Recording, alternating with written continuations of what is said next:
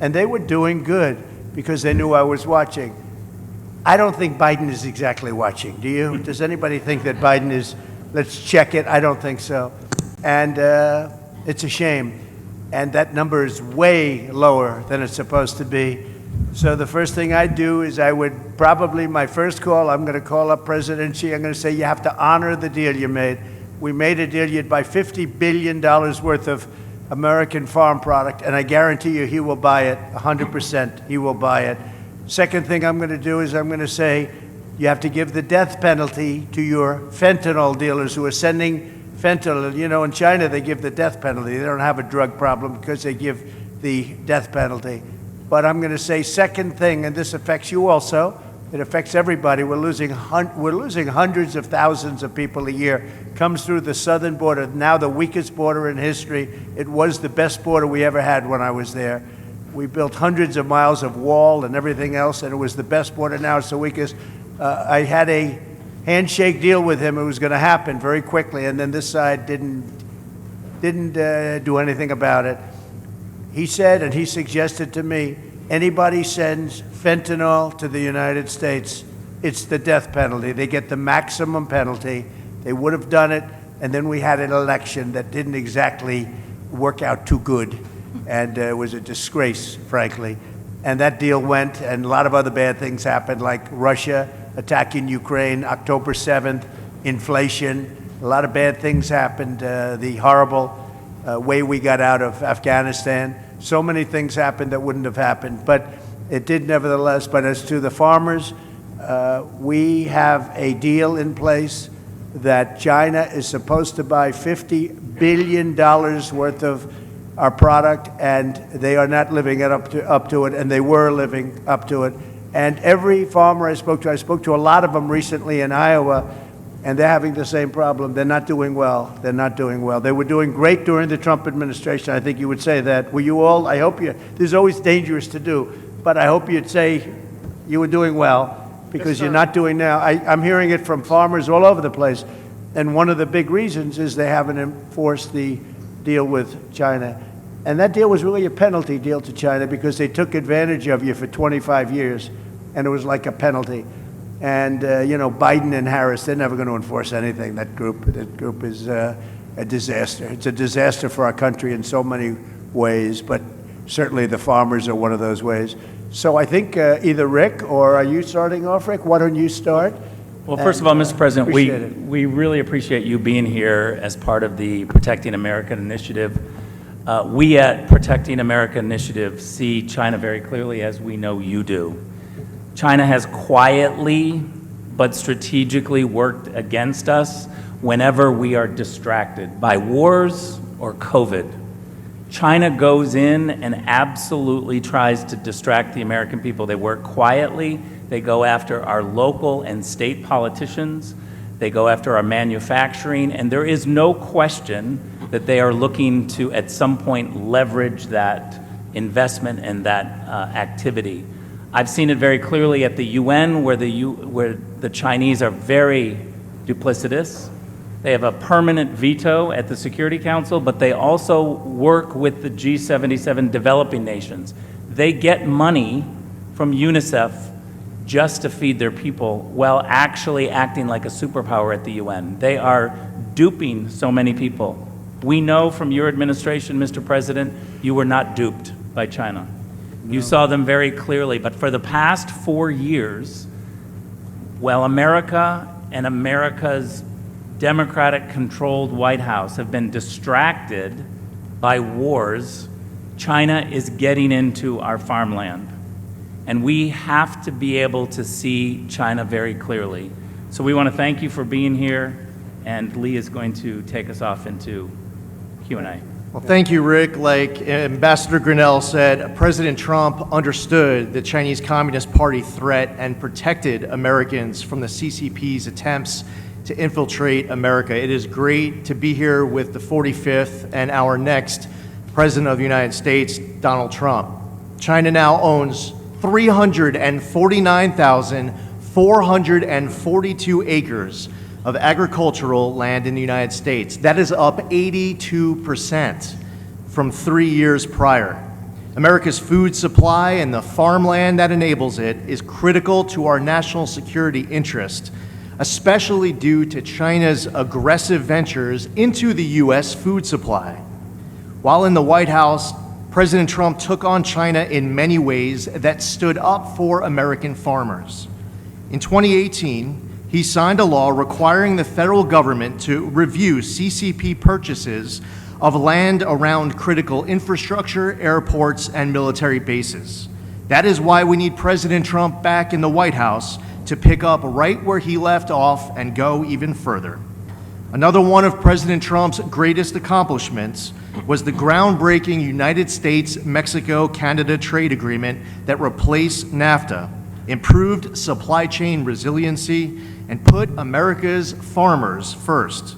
The USMCA provided new market access for U.S. agricultural products, a fair, non-discriminatory pricing plan, and improved grading standards for products. It has been reported that the USMCA trade deal led to $2 billion in annual increases for the U.S. in agricultural exports to Canada and Mexico, with an overall increase of $65 billion in gross domestic product for farmers and ranchers. Contrast that to Kamala Harris's lack of support for U.S. farmers and weak stances on China. At the time, then Senator Harris voted against President Trump's USMCA trade deal, voting against America's farmers. Harris also opposed President Trump's necessary tariffs against China, and most recently cast the tie-breaking vote for the Biden-Harris scheme that has sold our auto industry out to China. That's what brings us here today, to discuss what Pennsylvania farmers need from the leaders to combat the threat that they see every day from China. President Trump is here with us today to listen to those concerns, to offer his remarks on China's influence over our food supply. And President Trump, if it's okay with you, I'd like to introduce some of our panelists who are here I'd today. love that, yes. Our first speaker here is Todd Reamer. Todd is a cattle farmer from Westmoreland County. Todd? Hello, I am Todd Raymer.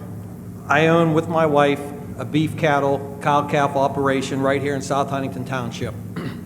My concern today is with foreign entities buying up American farmland while young Americans can't afford to buy a farm or even get started. My American dream was to buy a farm and raise a family there. And I was fortunate to find a farm and purchase it 30 years ago while working a full-time job in addition to doing the farm. Finally, in 2010, I was able to quit my full-time off-the-farm job and devote all my time to the farm, something that is rarely achievable now. I know there are young farmers out there who really want to aspire to own their own farm and ranch, but they can't afford to do so with the high costs of the farm, the ranch, and the equipment to get started. We all hear the word sustainability. To stay sustainable, we need to give Americans a chance to own farms and ranches. That's right. So they can continue to produce the safest food supply in the world for generations to come. And perhaps a solution could be maybe to offer a retiring farmer or a rancher an incentive tax break if he sold his farm to a farmer or rancher, American farmer or rancher. Also, if I may, I understand that China now owns major meat processing plants. They hold the contracts on production barns, and they even own feed milling plants all in the United States.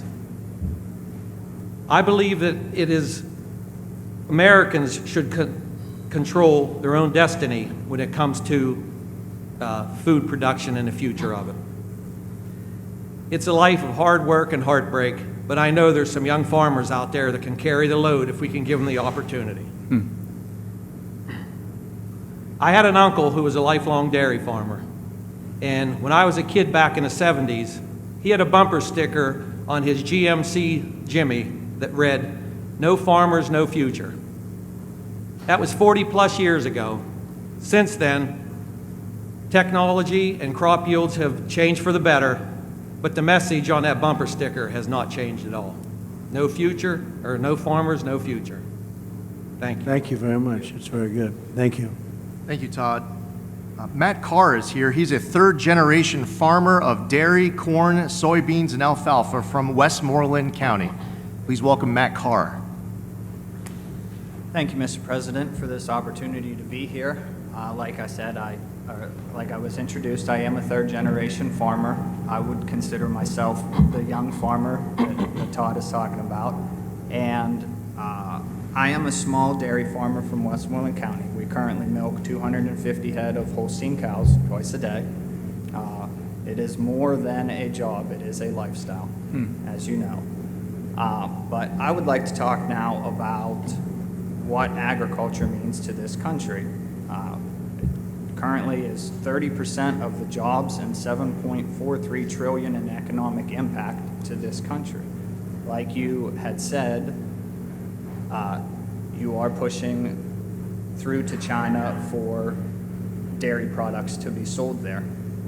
That is a huge market, and I would see that isn't a large area that we could expand into and continue to push to try to achieve those goals that you talked about.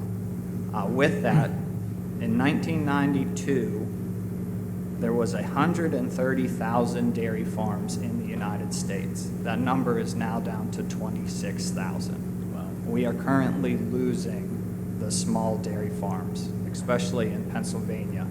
Our dairy farm numbers are down 8% from 2022.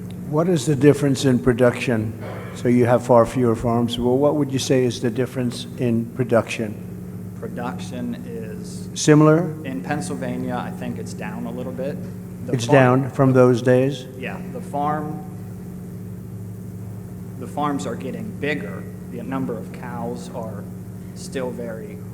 But the overall total production you think is down from what it was when they had so many farms? Oh, no. Total production across Total. the U.S. would be up. Is up. Yeah. But we are losing the small family Sure. farm like I myself. know that, yes.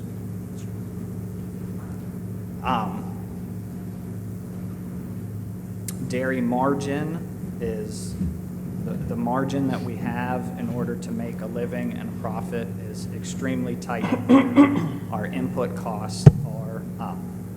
So is there a way for America we talked about manufacturing. Can we manufacture our own and not rely so much on foreign inputs for that in order to address what we need in order to survive into the future? Thank you, Matt. Did a great job. Appreciate it. Thank you. Nick Stafiri is a hay, beef, and pork farmer from Fayette County. And at this time, I'd like to introduce Nick Stafiri. Hello, thank you, Mr. President, for having me, and thanks for the opportunity to be here today. My name is Nick Stafiri, as they said. I'm from Lower Tyrone Township, Fayette County. My family owns a small 120-acre farm where we specialize in freezer beef and hay. My story's a little bit different than everybody around the table. I didn't grow up with a farm. I married the farmer's daughter, so I kind of got that on the backside. Very smart. My mother-in-law was a full-time farmer in our operation. My father-in-law, myself, my brother-in-law, my sister-in-law, my wife, everybody else had a job off the farm. From 1954 to 2015, we milked 50 cows a day, twice a day, no hired help. It was all on them. My mother-in-law decided to stop milking in 2015 and transition to freezer beef and hay. I'm going to be a little bit different on my story here because my wife and I are both energy workers. So with the energy transition in Pennsylvania, our focus and our ability to have take our financial resources and put those back into the farm has been tremendous. Without that energy job, we wouldn't have been able to better our farm and better our situation. Without my industry and my work family, the opportunities afforded to me, especially like this today, wouldn't be possible. And as you sit here today, you're sitting on atop of the Marcellus and the Utica shales. The most prolific shale plays in the world are underneath your feet. My family depends on my salary and my wife's salary, and those salaries are dependent on pro-American, pro-energy policy. With this pro-energy policy would allow operators to develop abundant clean natural gas from below our feet. Appalachia produces roughly 30 billion cubic feet of gas per day. We could double the amount if we were just given the opportunity. Common sense policies that allow for infrastructure to be built here. Pipelines. We need more pipelines. Doubling our output would be the equivalent of putting 10 million barrels of energy on the market for the world stage. Yeah. Providing opportunities for families to remain farming, because guess what? We pay those royalties. We pay billions of royalties a year to landowners, just like everybody that's around here at this table. Right. And you know, due to the ups and downs, I want to tell you a little bit of a personal story of mine. Due to the ups and downs of the commodity-based business, 4 years ago I was faced with an ultimatum. And that ultimatum was, do I chase my corporate job or do I stay here and work on the family farm? My wife and I, we made the decision not to move to Texas. We made the decision that it was family first, that it was legacy over money. So our conscious decision to raise our two beautiful daughters as fourth generation on our farm is the best decision we made in our relatively young lives. There has been no greater honor than to represent my family, my industry, and the pivotal role we play together. The intersection between agriculture and industry, it's a tight-knit one. We need the farmers just like they want us to provide the energy. And responsible natural gas development should not be a partisan issue. It's a common sense issue. So I want to thank you again for allowing me to speak with you today. It's been an honor, and I really appreciate it. So thank you very much, Nick, and it's great. So without your job, which is a good job, an energy job, but if you don't put Trump in, you're not going to have any energy jobs in here. They're not going to let you frack. They're not going to let you frack. You know that. She's never said frack in her life until just a short while ago when she realized her poll numbers were dying in Pennsylvania. They're not going to let you or anybody else frack. And so I just want you to be aware of that when you go and cast your vote. I'm not too worried about the people around this table, I must be honest. But you never know. But everybody's aware of it. And I think Pennsylvania's aware of it based on polling that we're getting. You can't let them do it because that's... I didn't realize you were so dependent. Even a farmer would have to be dependent on the energy. But you take that energy out, you take that income out, it's a whole different story for Pennsylvania. Completely. And we're not going to let that happen. We got to win the election. Thank you very much. Great job. Thank you. Our next speaker is Mana Papafavare, the CEO of General Carbide. Thank you so much. So again, my name is Mana Papafavare. I'm the president and CEO of General Carbide Corporation. We are a 56-year-old manufacturer of carbide and steel tooling components and assemblies for lots of industries that include oil and gas, ammunition tooling, and agriculture, to just name a few. We're a fully integrated supplier, so we start with our ungraded powders all the way to making our finished tools, which we've transformed over a period of years. Great. This company was started by my father, Primo J. Papafava, when I was just 5 years old. He was the son of Italian immigrant parents. He enlisted in the Air Force to be a navigator, graduated from Carnegie Tech, now Carnegie Mellon University, with a degree in chemical engineering, and then went to work for a variety of businesses, ending up in a carbide company. He worked his way up, and eventually he started his own business. When he started the business, I was just 5 years old. So I'm very proud of our history. My mother and father taught us a lot. And I lost my father now 22 years ago, and my mother is now 5 years gone. But they taught me about hard work, integrity, and responsibility, as well as respect, charity, and compassion. I'm not as hardworking as any one of these farmers here, I can tell you that, but I do work hard. When my father passed away back in 2002, I was left with the responsibility of carrying on our business and taking care of 250 people that work for us in Westmoreland County. But by the time that COVID arrived, we had grown to 350 people with 3 different businesses in 4 states, Pennsylvania, Massachusetts, Michigan, and Hawaii. And even though we were deemed an essential business or a sustainable business by 3 of the states, still General Carbide lost 60% of its business in a very short period of time. Unlike a lot of other companies that kind of rolled into the corner and waited it out, that is simply not our style. In fact, one of our core values is growth. And so we went to our sales team, we told them to look for opportunities, even in light of a very difficult time that we were having. And so one of our market segment managers, his name is Eric Butts, he is also a farmer. So he owns his own farm and he is working for us as a sales manager.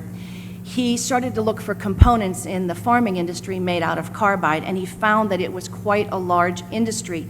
But the overwhelming amount of these tools are sourced and here by China. But he thought maybe we would have an opportunity by employing kind of American ingenuity and doing some things on our own. So we started to move into the industry.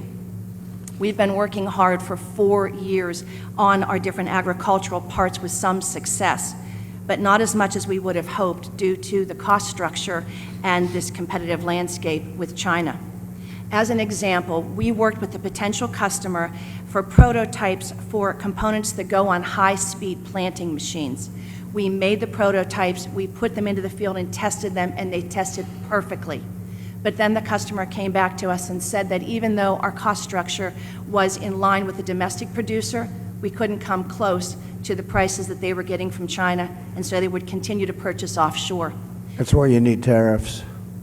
This is a loss of $500,000 for just that one part, and there are so many different kinds of parts that we have out there. For sure. We're currently working on components for several aspects of agricultural, the market, including ground prep, seeding, and harvesting. And we've had some success. We're using better grades of carbide. That also costs more. We have instituted robotics and other innovative processes. We have 24/7 customer service and communication with our customers. And we're now a one-stop shop, but we still cannot compete against Chinese government-subsidized businesses. Additionally, the purchasing agents are not incentivized to buy on a value proposition. They're incentivized to buy the cheapest parts out there, and those parts are coming from China. So I believe we really need to do 3 things. One, I think we need to incentivize our machine manufacturers and our farmers to purchase American machines with American-made components. Secondly, I think we need a stronger stance on China. You said it, that it should cost more to purchase components from China, not just more to purchase the materials, which is what we're up against now. And thirdly, we need to do a better job incentivizing those in purchasing to think about the value proposition, longer running machines in the field. That's really what we need to think about. So to end, I believe in the strength of this nation, Mr. President, but I also believe that you and only you are going to be able to bring back our independence Amen. and prosperity. And the last thing that I want to say is, I agree. That's why you need tariffs. This is a perfect example. They undercut you, drive you out of business, and then they're going to put the price at double and triple. It's no different. It's been that way for hundreds of years. That's what they did with oil. Rockefeller would open up a station on every corner, and you'd have a gas station. Then he'd open up 3, and it'd cut the price so low, and everybody thought, oh, wow, what a great bargain. He'd put the one guy out of business, and then he'd raise the prices to triple and quadruple what it was. That's the old way, and it's no different with China or anybody else. That's why you need tariffs. We level it off, and now people are starting to understand it. Actually, I was watching Howard Lutnick and John Paulson, 2 of the great geniuses of Wall Street, actually 2 of the most successful people on Wall Street, and they're big on tariffs. They're saying Trump was right all along, and I did it. But that's exactly why. They put you right out of business, and then they'll sell the same product, but they'll be double the price of what you are and make a fortune. That's what they want to do, yes. among other things. Can you tell the story of your daughter? Yes, I'm sorry. The last thing I wanted to say is my hardest job is not running 3 businesses. It's actually being a mom to a daughter that is here with me today, Caroline Ray. She's 16 years old. Right there. Would you just raise your hand, honey, so that Mr. President can see, she's right there. She is not in school today, and she asked that she could be here and she could see you. I'm doing everything that I can to try to give her the truth every day. And I just wanted to say, and I told you that 8 years ago when you were running, and she was just 8 years old then, every night she would go to bed and I would kneel on the floor next to her bed and we would pray every single night for you. And every night she would speak out to God and she would say, "Dear God, please let Mr. Trump win, please." And the night of the election, of course, she had to go to bed early because she was in school.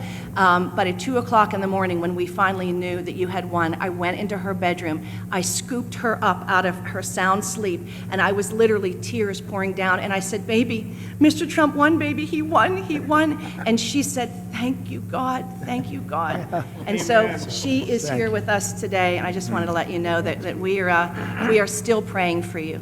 Thank you very much. Well, it's almost more important today. When you add the border where we have millions of people coming in and from prisons and from mental institutions and terrorists and traffickers, human traffickers, drug traffickers, I believe it's more important today. We had a bad border then, and I fixed it, totally fixed it. In fact, it wasn't even a subject at the next election, but we totally fixed it. And but that border was nothing compared to what's happened now. This border is so bad and so dangerous for our country. I think it's more important today. I think it's going to be the most important election in the history of our country. Thank you very much, and thank you, beautiful daughter. Thank you very much. Very nice story. Thank you. Beth Leeper is a small business owner, former dairy farmer, and current beef and crops farmer from Westmoreland County. I'd like to introduce Beth Leeper. Mr. President, government and elected officials, and honored guests, thank you for coming to Western PA again today to hear our concerns and address solutions. My name is Beth Leeper, and to play opposite of Nick, I married the farmer's son, who is here today with my two sons, Levi and Owen. I am a Christian, a wife, a mother of three, and a small business owner in that particular order. I, with my husband Brian, own and operate a direct-to-consumer on-the-farm market featuring beef that has been raised on the family farm in Donegal, PA.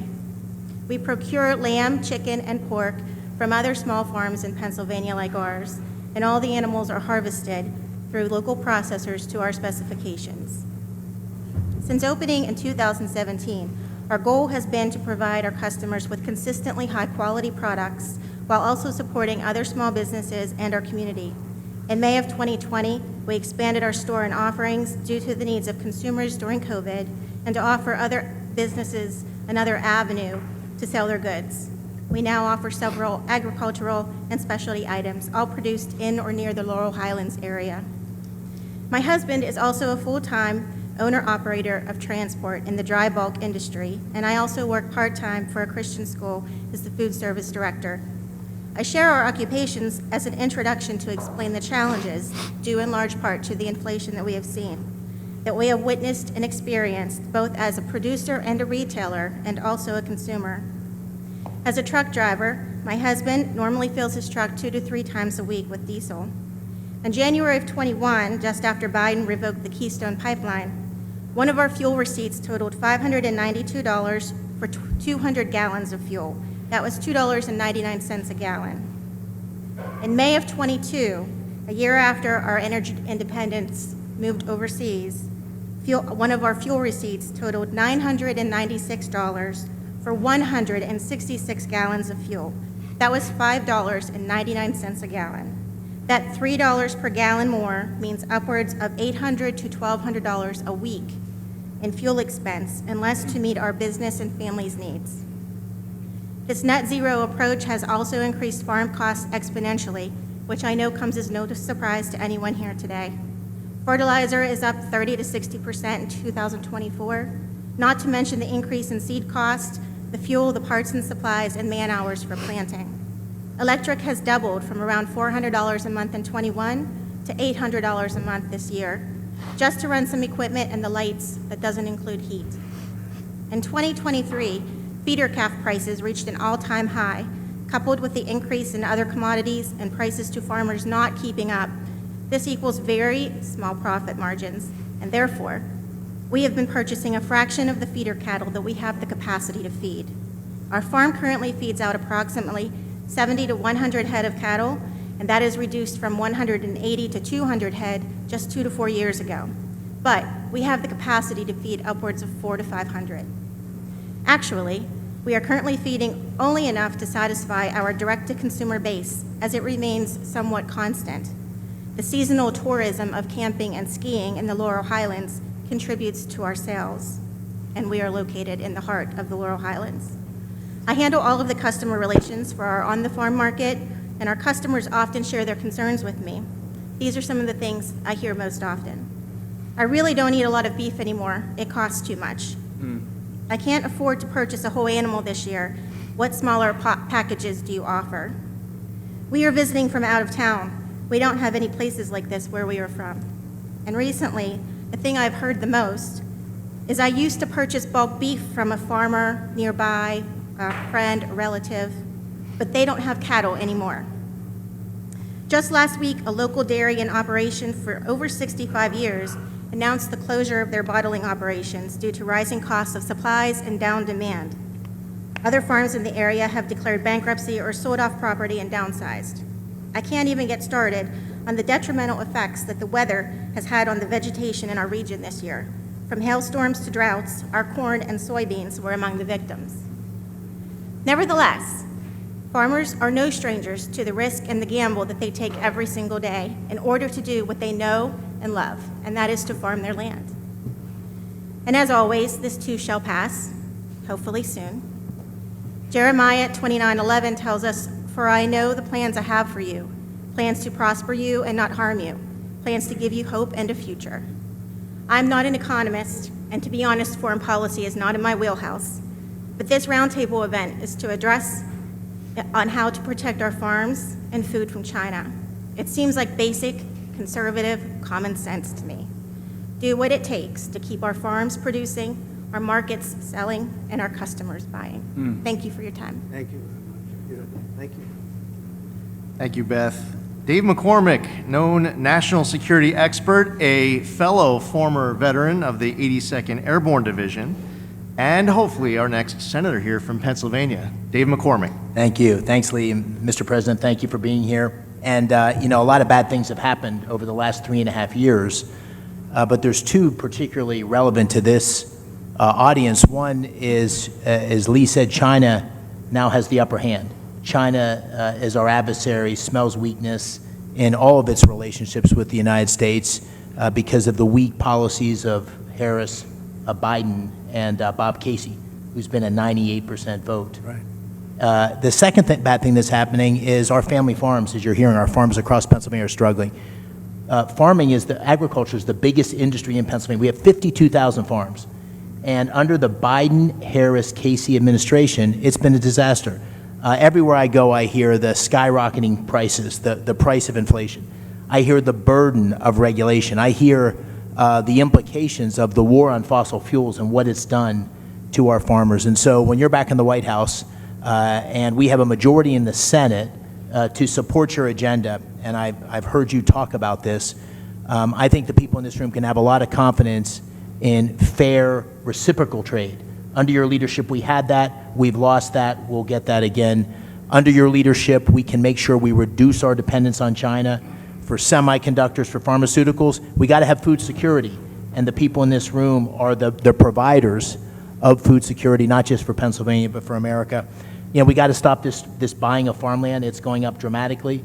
It hasn't hit Pennsylvania much yet, but nationally it's growing dramatically. It'll come to Pennsylvania too. I know you're going to stop that. And then finally, I'm so glad you said it, energy. I mean, the reason many of these family farms are still operating is because of the energy revolution, the royalties that come from the wells on their properties, the incomes coming from energy workers. So this is a very simple choice for the people in this room and the farmers across Pennsylvania. It's a choice between strength and weakness. It's a choice between common sense policies that get our economy back on track, create a balance in our relationship with China, get the upper hand again, and unlock our energy versus a radical liberal agenda under Harris and Casey, which will take our country further in the wrong direction. I think I can say with a lot of confidence, Mr. President, the Pennsylvania farmers, the agriculture community here has your back. Thank you. I think they do. Thank you. And You're right, David. Bob Casey, and I've been there for a long time, actually, 4 years, but a long time. He has done nothing for the farmer. He has not been there. He's 100% with the Biden vote, I guess just about 100% of the time. Bob Casey is not the right one. This gentleman right here, he's tough, he's smart, and he loves the farmer, and we're going to turn it around, but Bob Casey cannot help us. He has never done it. Not good for the farmer. So I think you probably learned that the hard way. Thank you very much, Dan. Thank you, sir. Darrell Becker is the Fayette County Farm Bureau President. This time I'd like to introduce Darrell Becker. Thank you. As Mr. Zeldin said, my name is Darrell Becker. I'm a 30-year Fayette County farmer who operates a beef, sheep, and hog farm with my wife, 2 adult children, and my son-in-law. And we have an intergenerational family. I have 3 of my grandkids live with me. It's wonderful. I also serve as president of Fayette County Farm Bureau for the last 6 years, and I'm also the chairman of the Land Preservation Board for the last 6 years. And I was going to talk about land preservation, but I got beat up by my local members who tell me that I need to talk about soybeans. So I will tell you that we all know that China has no desire to buy products from us. We know that from what happened in your last administration, where they didn't even want to deal with fair trade. They're working on being less dependent on U.S. goods, and likewise, we need to be less dependent on them. This is incredible. Last week, news came out from California's All Resources Board, CARB, a governing body in charge of the state's air quality rules, who wants to mandate a limit on the amount of biodiesel fuel produced from soybean and canola oil.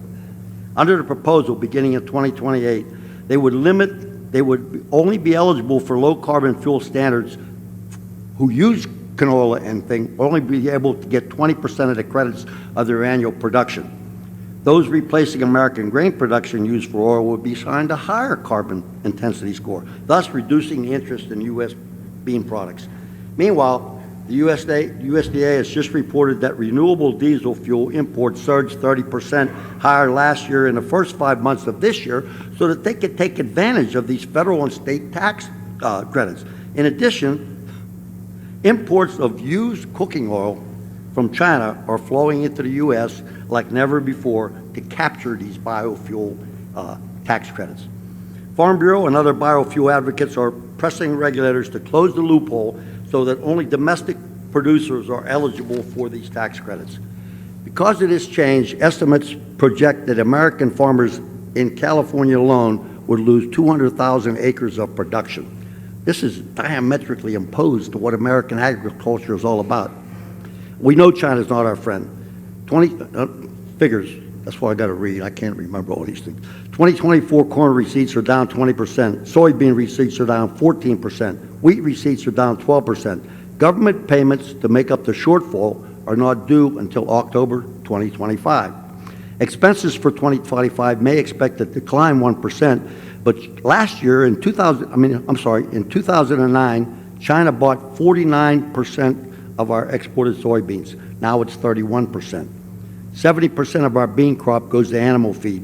Bean exports in 2023 were $34.4 billion. In 2024, they're estimated to be $27 billion. China owns 384,000 acres of our farmland. That's up 30% in the last 5 years. And guess what? The American government can't buy farmland in China. They don't allow us. That's right. Can you imagine that?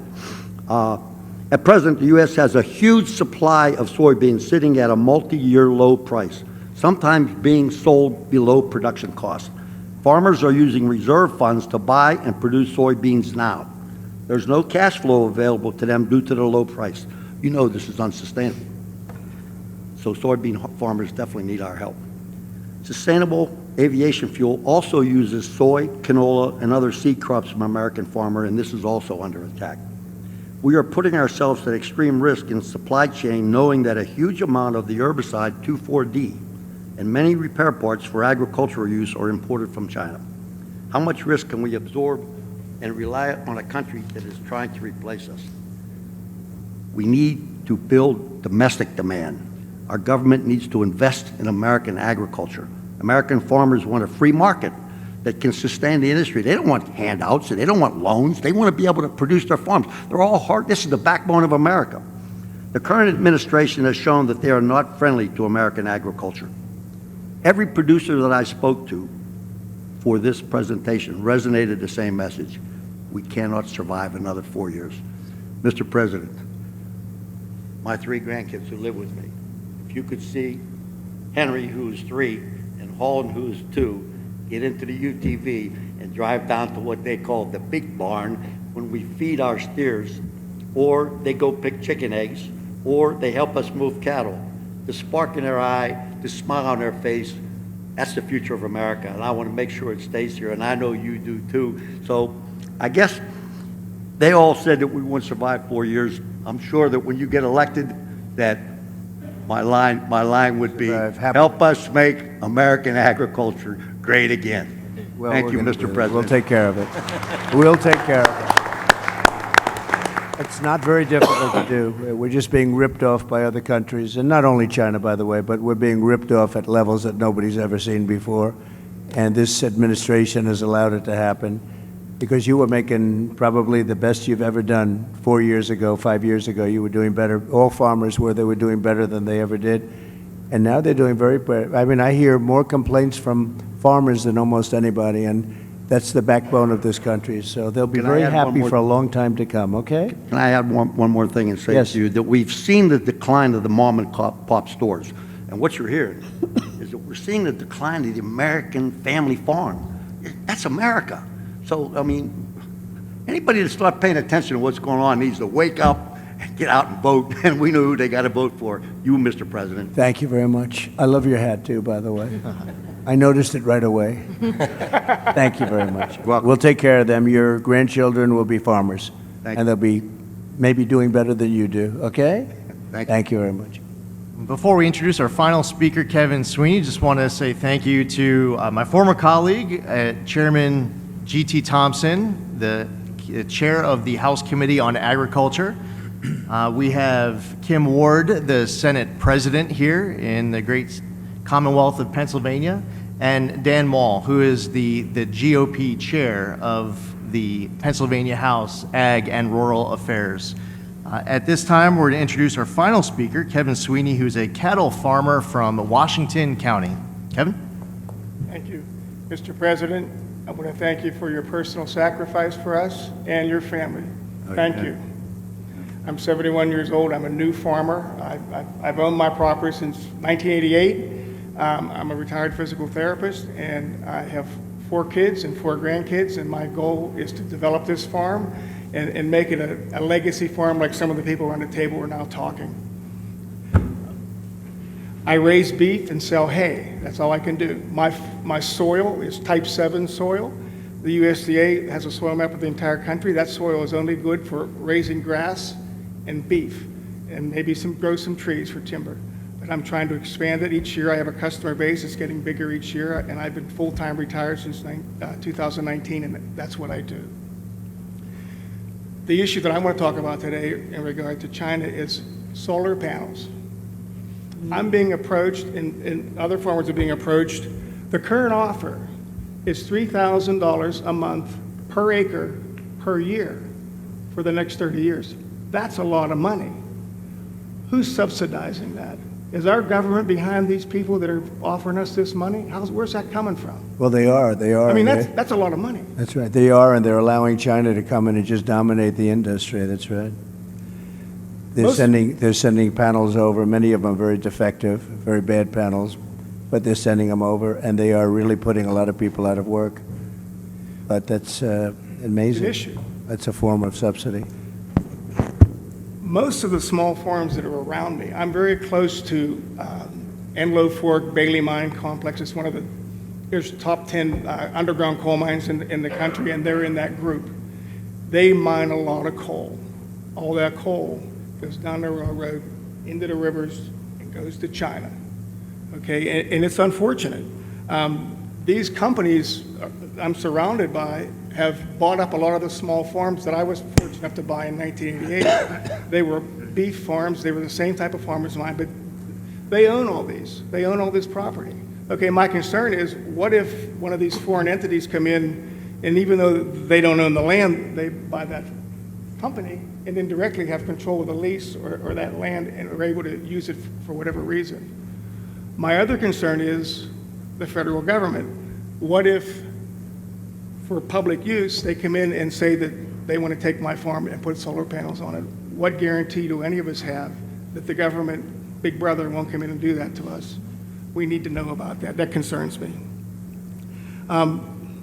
In the news right now is the sale of U.S. Steel to Japan. Okay, and I just happened to be researching it. I didn't realize that U.S. Steel has a land division, huge land division. They have vast holdings in this country. So when when Japan buys U.S. Steel, they're buying a lot of land with it. Will they have the ability to put solar panels on it or use it for another purpose? We don't know. It concerns me.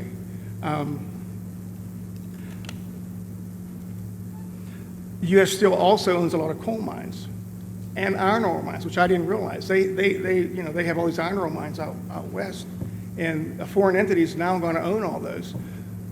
And I've said this for a long time. I'm from the Mon Valley, and when I grew up, there were steel mills everywhere. Everybody in my family worked for steel mills. There's none left. They're torn down. They're not even there. The same with coal-fired power plants. They're gone. Should we have some sort of a strategic plan to keep some of these steel mills and to keep some of this stuff as a strategic reserve, whether it's minerals, not only oil, but coal, iron ore, those sort of things? It concerns me that that's just going to go away to foreign countries. It worries me. I have a couple of tax concerns, one being the death tax. My 4 kids, what's going to happen when I'm 71 years old when I'm not here?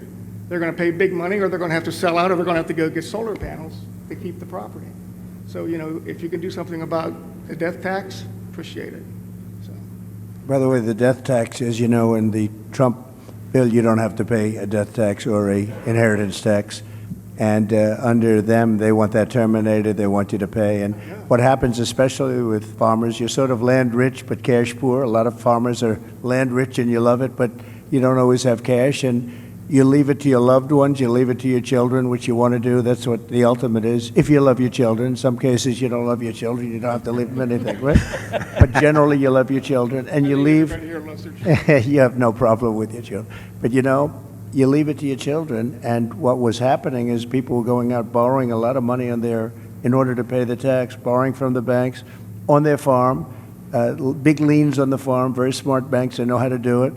And the children would go bust, or they'd spend everything they could to pay the tax, and they'd live a very tough life and usually lose the land. I got rid of that. You have no tax to pay on these small farms and businesses, and it's a great thing. Nobody talks about it much. The fake news doesn't ever talk about it, but it's a tremendous factor. And it was one of the things that I was happiest about, because literally farmers are going out of business. Children, they take the farm from their parents and they have to go out borrow a lot of money, and they can't afford to do it, and they can't pay the interest rates. They end up losing the farm over a short period of time. So we got rid of the estate tax or the death tax, and now it will come back under play under Comrade Kamala.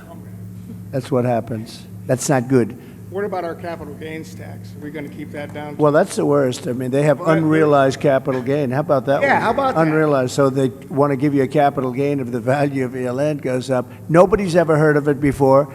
It's a communist thing, It's a communist thing. It's unrealized capital gain. You'll have every business person, every company leaving this country.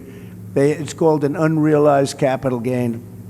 And it's a concept that's been talked about for years. I don't know if any country has even done it, but she wants to do it here. And, come to think of it, now that I'm with farmers, it'll affect farmers probably worse than anybody. We have all the minerals under us, which we own, and they're going to put a value on those, and even though we haven't taken them out, who's going to make a lot of money? it? Appraisers, lawyers, and accountants. Well, I have 2 accountants, 2 sons, 2 of my sons are accountants. So They'll be very happy. It's crazy. I have some expenses regarding fuel, okay? And I had the opportunity to call up my fuel provider last Thursday when I found out I was going to be here. And I'll just give you a couple of numbers. Use a fair amount of off-road diesel. Off-road diesels come down in price, surprisingly, in the election year. Right now, 2024, I can buy off-road diesel for $2.95 a gallon, okay? In 2020, $1.86. Regular diesel, I use for my truck, it has a road tax and stuff on it. It's around $4.50 a gallon now. Back in 2020, it was around $2.80. Non-ethanol gasoline, ethanol gasoline, as much as we want to have ethanol, it's not good for small equipment, chainsaws and all the small equipment. It eats up the carburetors. It's really not a good thing to have in small equipment. So I use non-ethanol gas. Right now, it's $4 a gallon. 2020, it was around $3.15. So it's gone up. Propane I use to heat with, it stayed about the same. It was $1.97 a gallon in 2024. In 2020, it's $1.65. But, the other thing, I lime my fields, because the pH, is low. You've got to have a certain pH to grow good grass, just like the golf course. You understand that part. Anyways, just recently, I had an arrangement to have some delivered and spread. It was $45 or $50 a ton. They call me, well, there's been a price increase. It's $70 a ton now, just out of the clear blue. It increased my expense. Fertilizer was $600 a ton. I'm paying $1,000 a ton for fertilizer now. I mean, it's just costs are out of control. Terrible. The only thing that helps me is the fracking and the money that I was able to get from that. It's allowed me to keep my equipment. It's allowed me to buy another farm adjacent to me. And I'm hopeful that the fracking continues, and I know it will. And I'm hoping we get more of it so that my kids won't have to be forced at my demise to sell the farm to pay the tax. You'll be around a long time. Don't worry about it. Thank you. But it will not continue. I'm not a worrier. They get in, the fracking will not continue, I guarantee you that. My concern in this environment is that small family farms in Pennsylvania are in peril from two sources. One is the foreign competition we've talked about, and the second, I believe, is the federal government. And we need to be left alone. Just get out of our lives, leave us alone, we'll figure it out. Thank you, sir, for your time. Thank you, Kevin. Mr. President, I know you're about to get on the road to an amazing rally up in Indiana, but before you leave, and I know Ambassador Grinnell had some final words, would like to turn the floor over to our next president, Mr.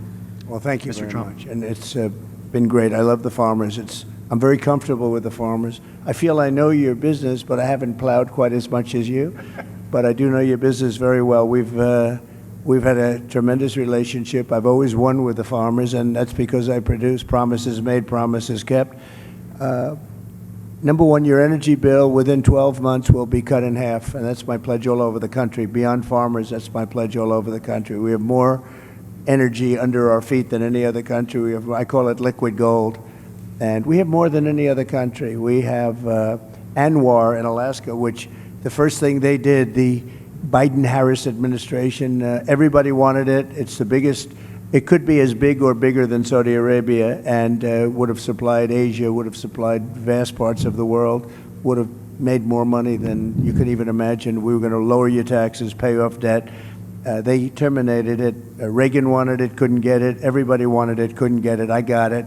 They were all set to drill, and the first thing they did the first week is they terminated ANWR. But I can get it back very quickly because I got it through Congress, and we'll get it back very quickly. They didn't terminate it through Congress. They just terminated it. Just absolutely ridiculous. But I'll have your energy bill down. Within 12 months, we'll have your energy bills throughout the country. I'm not just talking here. I'm talking all over. Air conditioning, heating, everything, we'll have it down by 50%, 5-0. And it won't even be very hard. Up in New England, they have tremendous energy costs, and a few minor changes and we can reduce it. New England is a disaster. I won't say they vote for Democrats so much anymore. I think we're probably taking that over because of energy and because of a lot of other reasons. But we're going to protect your fracking. In my case, I was always for it, and in her case, she was never for it. She wants to defund the police, too. All of a sudden, she likes the police. Started a short while ago. I really like the police a lot. Now, she wanted to defund the police. She did things in Minnesota that were so bad. She was bailing out people that wanted to kill the police and were actually trying to kill the police and burning down Minneapolis. So we're going to do things the way you wanted. A big factor here is, with all of you as I speak, is energy in two ways. Number one, you want to be able to collect royalties and other things, or even have a job in energy. That's very important to help your farm. And the other thing is you got to keep the prices down. So we're going to do both, and we'll do it fast too. You'll all be it'll be largely taken care of within 12 months. I predict within 12 months it'll be down 50%. And if they get in, your energy costs are going through the roof, okay? They're going to go through the roof. You won't have a farm very long, I will tell you that. I just noticed behind me John Deere tractors. I know a lot about John Deere. I love the company. But as you know, they've announced a few days ago that they're going to move a lot of their manufacturing business to Mexico. I'm just notifying John Deere right now. If you do that, we're putting a 200% tariff on everything that you want to sell into the United States, so that if I win, John Deere is going to be paying a 200%. They haven't started it yet. Maybe they haven't even made the final decision yet, but I think they have. John Deere is going to, and anybody else that does this, because it's hurting our farmers, it's hurting our manufacturing.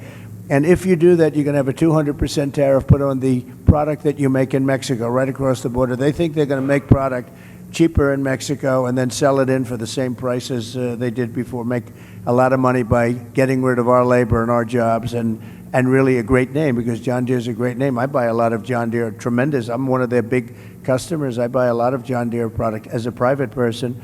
But if they're going to do that, we're going to put a 200% tariff on everything that they want to send back into the United States, which means one of two things. Our country's going to make a lot of money, or they're not going to build, they're not going to open, and or they're going to sell it to another country. They're entitled to do that.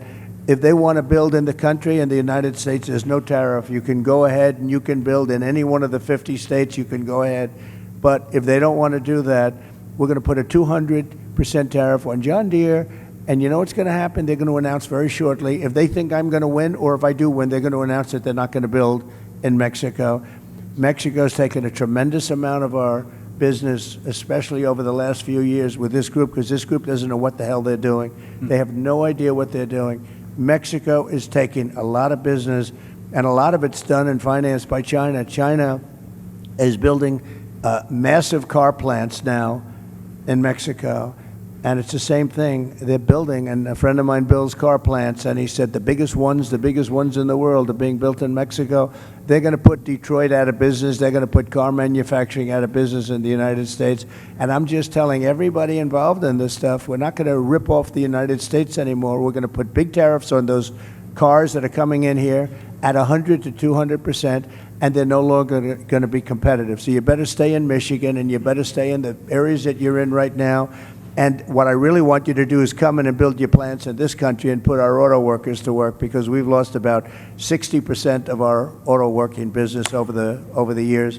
And we're going to get it all back, every one of them. We're going to get it all back, and we're going to get it back quickly. And we can control that so easily. So if they're building those plants in Mexico, which they're starting, if they're building and they wouldn't have done it with me, but now I guess they figure, when they started, it was a little while ago, I guess they didn't even know I was going to run. They weren't too happy when they heard I was going to. But they're going to have to pay a tremendous tariff, which means two things. They're not going to build the plant if it's not too late. They're not going to build the plant. This country's going to make a lot of money. Or they're going to build the plant, but they're going to build it in the United States somewhere, and ideally a place like Michigan or South Carolina, where we have a lot of auto business. But we're not going to let that happen. But John Deere has got to understand that if they build in Mexico, if they start closing plants, in this case it was in Iowa, they're going to close a big plant, and a couple of them. And that's just the beginning. The problem is that's just the beginning. Then all of a sudden you'll hear in a year from now they're going to do another one. All of a sudden they're not going to be in the country anymore. They're going to have to pay a very big price to be able to sell that product into the United States, okay? So that's very important. And I just have to say this. So Dave McCormick is here. He's running for the Senate. He's a great gentleman. He's a hero, great warrior. And he's a real warrior, too. Served incredibly in the military, so highly respected, did great in the military, went out, did tremendously in the private sector. And he's running against Bob Casey. Bob Casey never did anything for you. He never did anything for Pennsylvania. I was president for 4 years. I don't even know if I ever met him. I mean, I've met everybody. I don't know if I met him. Maybe I did, but it certainly didn't make a hell of an impression on me. But Bob Casey has done nothing for you as farmers. Well, look at the problems you have. As soon as I left, you have problems. You didn't have problems when I was running things, because we ran it and we watched over the farmers. It was very important to me. But Bob Casey has done nothing for the farmers, and he's done nothing for the state. He's got long-term legacy. He inherited the job sort of from his father. And, you know, when that happens, I was telling David, not easy to, there are other cases like that too, never easy to beat, but they're living only on a past reputation of somebody else, in this case, a father. He's done nothing for the state, and I didn't come here for David, but I have a lot of respect for him. And if I only do David, I tell you what, you have to get him. He's an incredible guy. He's going to make your farmers, he's going to help me make the farmers rich. We'll make the farmers rich again. And I appreciate everybody. I appreciate very much everybody. Just hang in there. And I know it's not been pleasant. But the first thing I do is I tell China, you got to start buying. China is not buying like they're supposed to under the agreement. And I'd say, China, you have to start buying. I'd like to, if I can, Lee, I'd like to have a few questions, if you want, from the media in the back. A lot of media here. Yes, ma'am.